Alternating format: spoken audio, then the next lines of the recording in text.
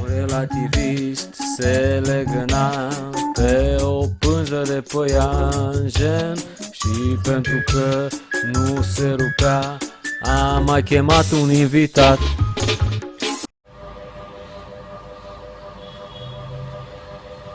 So, Julia, how do you feel this Indian experience?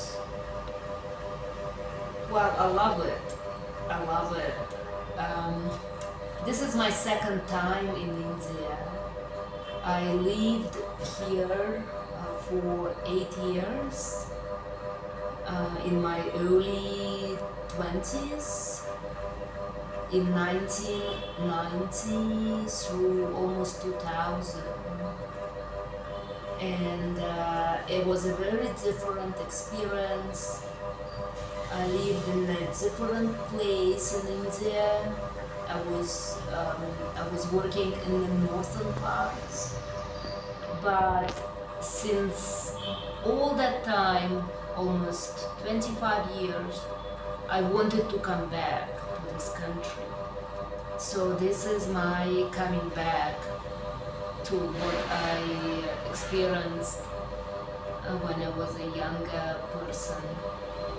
And I will be back. I know that I will be back. You cannot leave India just like that. You need to keep coming. That's what I feel. Is this more like your home now? Well, no.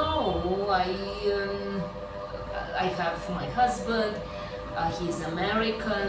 I have a job in America, so I have to fulfill so many other responsibilities before I make this choice. But I think later on I will come back again, for sure. India is a very young country. 75% of billions of Indian people are below 30 years old. Really? Yes.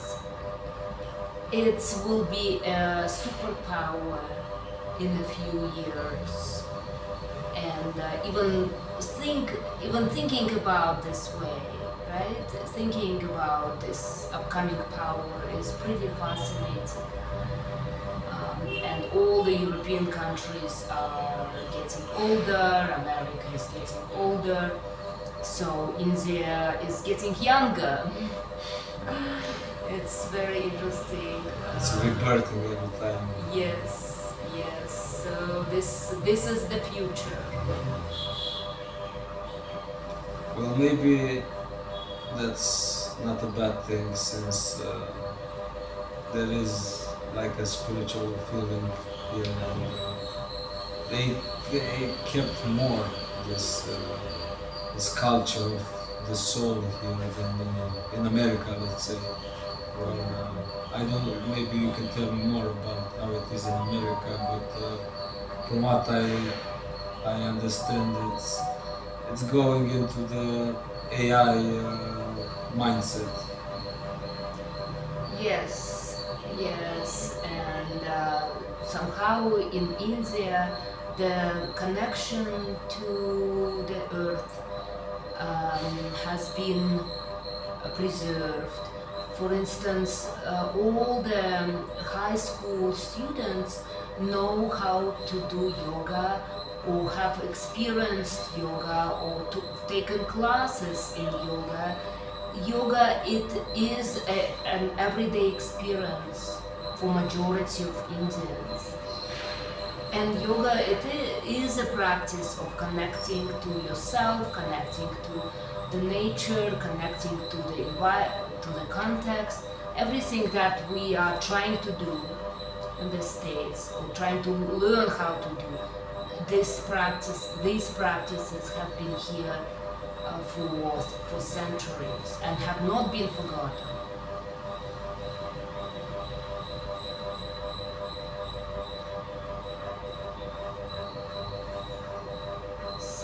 even to learn how to connect to yourself, you need to come here. Yes, I completely agree. Now what I was observing you. I was trying to read your your personality, and I'm not sure yet. I'm not sure. It's kind of complex, you know. It's so where what can you tell me about your life? Something maybe. How do you identify with your vocation, with curating, and why art, and why people? Why do you like people? Why do you like collaboration? Or, That this is a great question. So when I left Russia in 1989, I had my bachelor's of fine arts degree. So I was around artists, I was connected to artistic practices.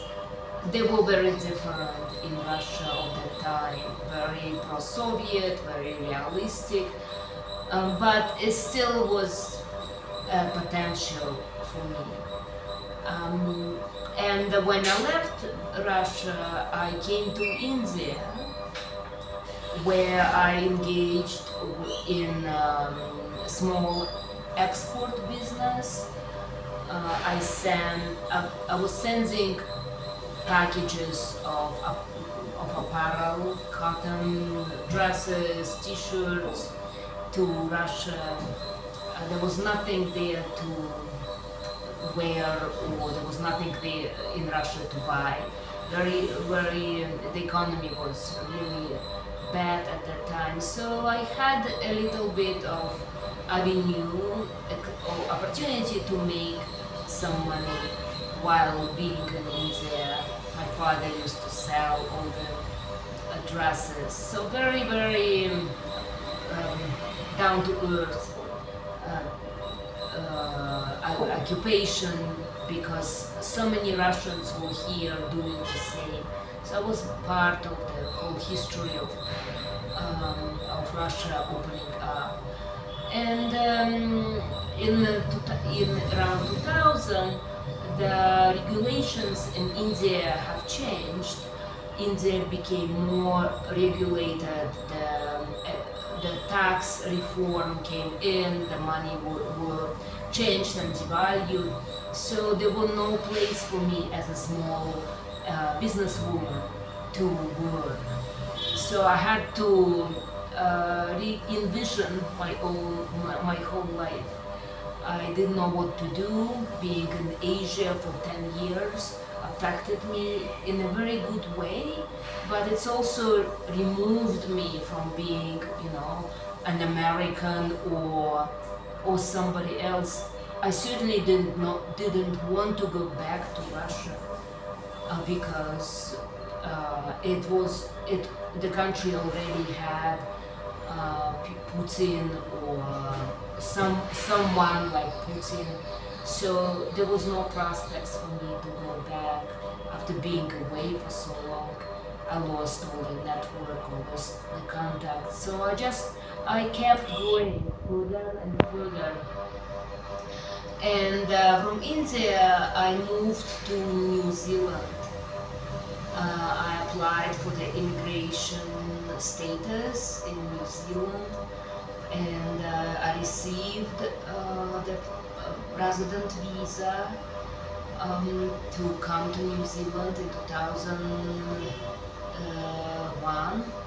And I arrived there with a little bit of money and no profession, so to speak. I needed to reinvent myself and reimagine my future life.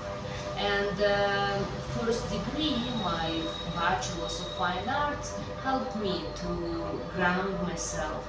I thought I'd like to stay around the arts. I'd like to um, get involved again. I want to learn. I started working in a dealer gallery, in an art gallery in Auckland, New Zealand. I went to the school, back to school. I did my master's in art history, learned all New Zealand artists, contemporary artists. The country is very small, so the whole art scene was very small. Just a few artists were working at that time.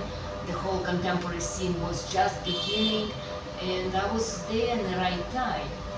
I spent 5 years living in New Zealand before I thought I may as well do another move because I'm getting older, it will be more difficult, I need to move again. So then I decided to come to the States, and that was the beginning of my new life, new career, new education. In the States I went to school again, and that's where I became a curator. I remember being the oldest in the class and falling asleep often. Wow. Everybody does it. That's cool, Yes, and in the art history classes, right, there are a lot of slides. Yes. It's always dark. So I was told off for falling asleep. So I do remember that very well. And in 2 years I received my degree from the Center for Curatorial Studies at Bard College, and became a curator. Although that process was long and difficult, but I think I knew what I wanted to do, and I wanted to work with artists. I wanted to talk to them and about their work, and write about art, and of course bring my whole history together with my into my exhibitions and into their artwork. So this is a long answer to you. It's a perfect answer. I wanted a long answer because it's nice to hear about your experience. And so you like to so you study with a lot of people. You do a lot of stuff with other people. You do a lot of art, and for you it's another experience than for them, because let's say always for me when I do a podcast, I learn a lot about the person who's I interviewing, and you like they are putting your soul or their kind of their soul in your hands, and they trust you because they have to trust you if you are a curator and you all understand them. And I think that's an important job, and maybe not really appreciate it every time, because I think it's hard to find what kind of people need promotion, need to be expressed, and to give them this chance. And for me, is my curiosity is how do you manage to communicate with people? What's your how do you feel? You have a technique, or you feel you get to know them first, or it's your instinct, your gut that tells you, okay, this person has something to say, or because it's you decide kind of, and I'm curious.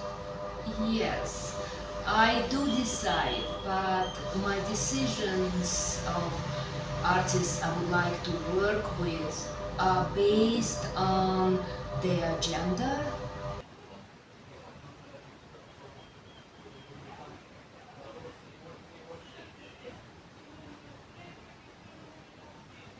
I support women artists and I support all the artists who advocate for social change, because I know that these type of artists have not received enough support in the past. No matter how many exhibitions women artists have, there is always someone else new, or there is another issue that women experience, and this issue needs to be brought to their attention. So I support women artists in all of their search for justice, for accessibility, for all the concerns that they have been denied in the past. And same goes to artists who work for social justice. So these are the groups that I am committed to in my practice. And then of course comes the work that they do. So the gender comes first, and then the work, the merit. So gender before merit. Well, that's a way of thinking. So if then you stand for equality and people stand for equality, where I don't see equality in that. It's a dangerous mindset. So if you're a man, good luck with that. I strongly gravitate towards representational work, towards the work that speaks the story and is embedded in the historical and current context. So the climate is important also, right? So the contextual climate you Yes. think about. Yeah. Aren't you, so you say that gender is important in promoting you because the social injustice that women had in the past. Yeah. Well, you also, you curate men's work, and, Oh yes. but lesser than, Yes, when I compose an exhibition, I always make sure that women are in the majority in the exhibition, and they receive attention, and I invite women artists to speak to in the gallery about their work. So I focus on women artists primarily, and this has been working for me in the past. I also work in an academic gallery at Eastern Connecticut State University, where I curate my exhibitions. So my exhibitions have a goal to educate students and to serve as alternative classroom for the faculty. So on top of the just selecting artists, I am responsible for programs, for artist talks, for that educational component in each exhibition I curate. Okay. Well, I have a dilemma. Let's say a dilemma.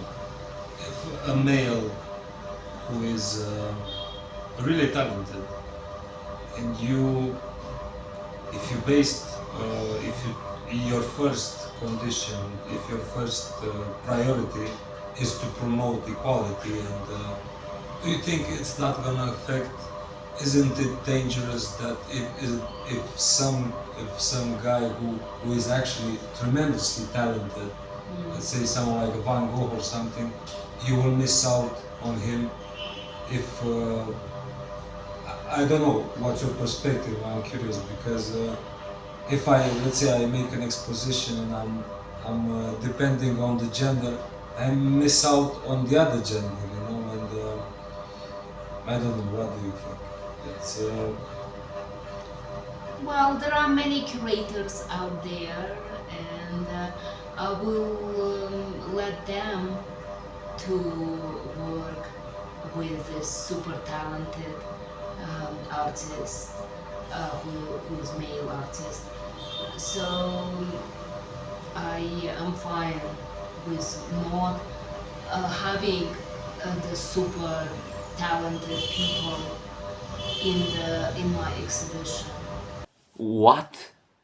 So talent, work doesn't matter. It's like, okay, you're super talented, you're very good at your job. We don't care. Good luck finding maybe someone, but not us, but someone. Talent is great, but I stand for social concerns, and that's what's important. and do you think they're different? Like for me, equality and talent are very connected. Because if a person, let's say, is very talented and has a wonderful painting or an installation, he may bring this subject to life, like social equality and something profound to say about nature. He may do that by his art, and it, I mean, I think the art has to speak. The art has to be the most important thing that defines the. True. Yes. Yes, I agree. There is always a fine balance when when I when we make our exhibitions and our choices. So sometimes my choices are not right, perhaps. Who knows? Yeah, future will tell. Yes. And so you've done this job like what, 10 years, 20 years? 20. 20 years. So I won't say, maybe you should say that you're an expert, but you have a lot of experience. This is correct. I'm not an expert, but I have experience. Do you think, how do you feel maybe in the next 20 years, how do you will manage to do installation? You will bring more into this part of technological advancement, because I see a lot in art. Everybody now goes into a lot of technological, and there are ways of communicating with nature without the need of technological advancement. And how you said that you read a book that is about how you can talk with trees. I think that's fascinating. I also read this stuff, and maybe, what do you think of the future? We're gonna go back to like a hypnotic state where people will try to be with nature, or will go more into technological, or there will be like a disparity between these two aspects where you can't choose between technology and humanistic approach. It's I don't know. I think that there should be two aspects of our environment and our society. We need to be advanced in technology, but we cannot uh, cut our ties to nature and to ourselves. So it will be both.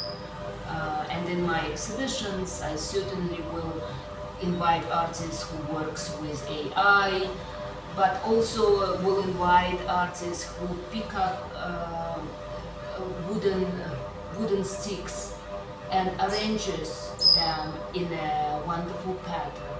Mm. So I will do both. Well, Because that's the ideal, but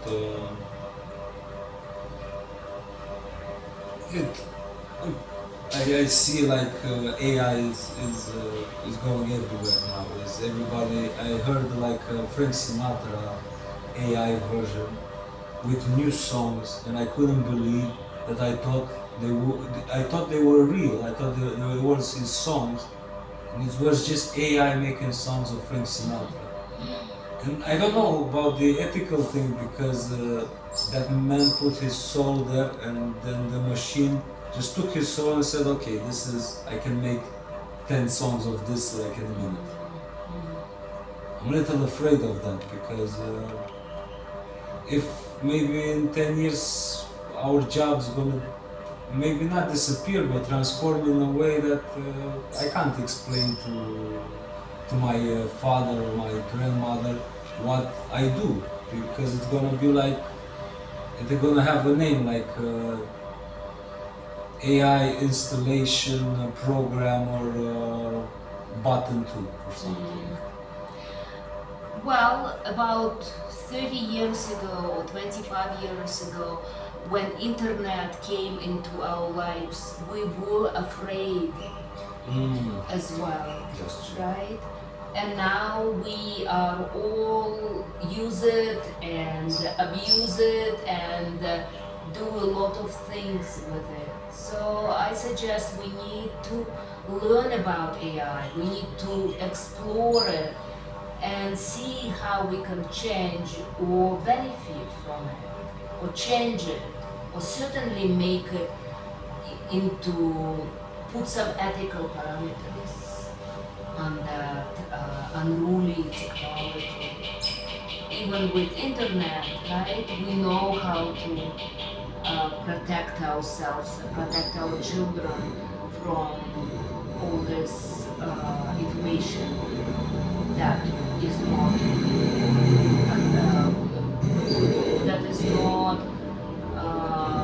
useful or they're damaging. We certainly try, but Right. it's getting harder. Yes, but we need to do it with AI as well to set up some ethical, moral principles and use it for our benefits. You know, you made a correct point about 30 years ago, the internet, because AI, I was studying lately that AI, the concept of AI is very old.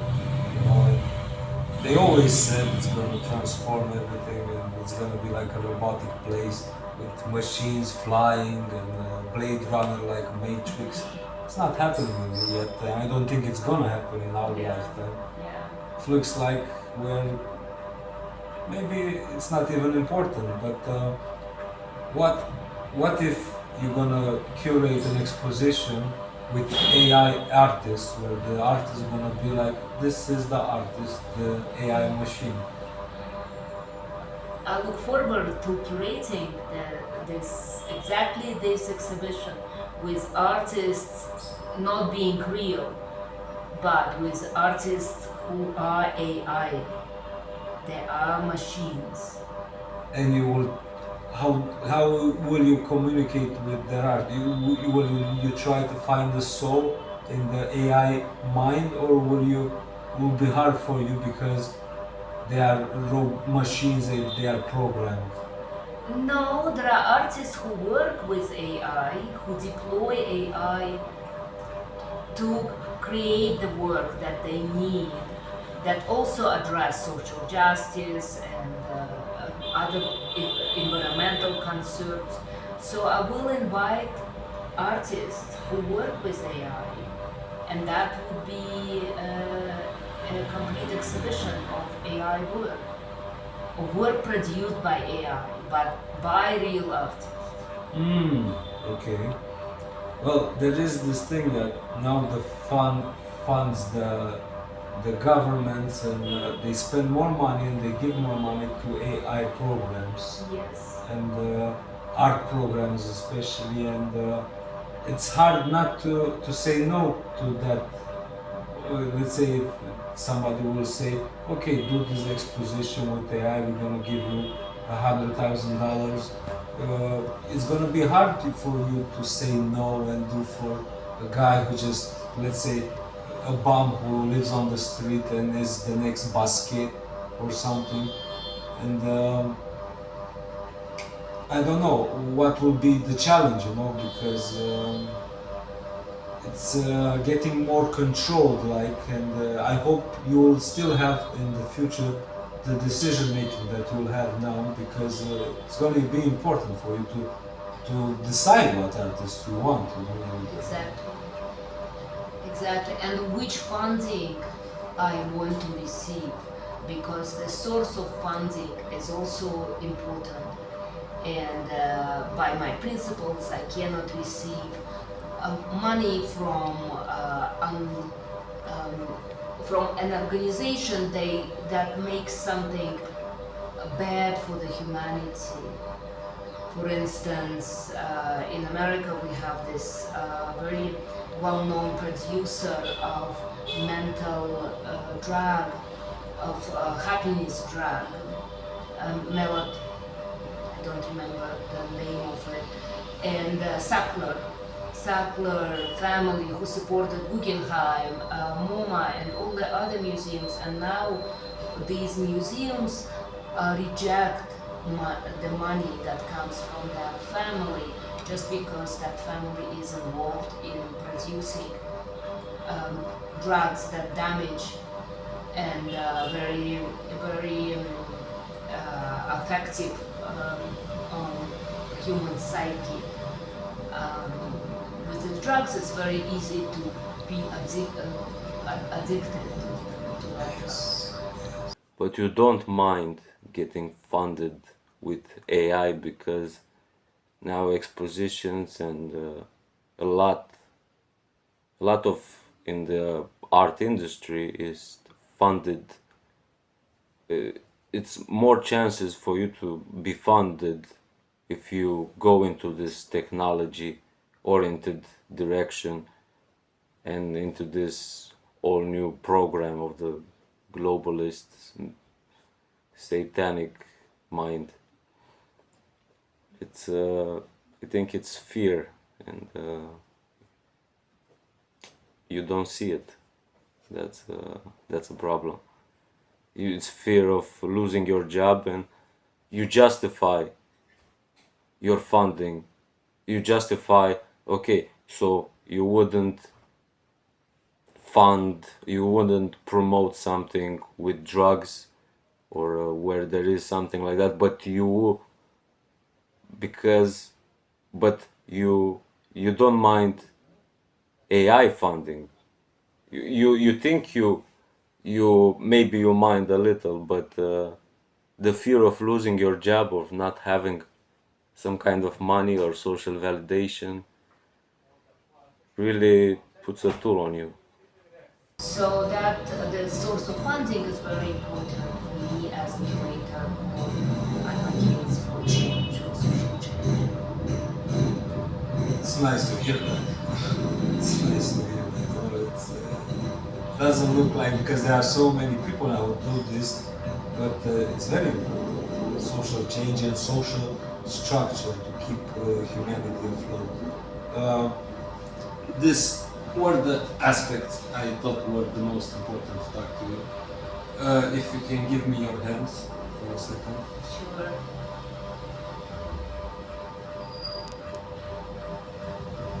Thank you very much. Thank you. Thank you. That was just such a great experience, and I'm honored. No, it was. Honored to be on your podcast and just talk. Not even forget about podcast. Just talk. And And you were open. That's important. yeah. We had like a real discussion.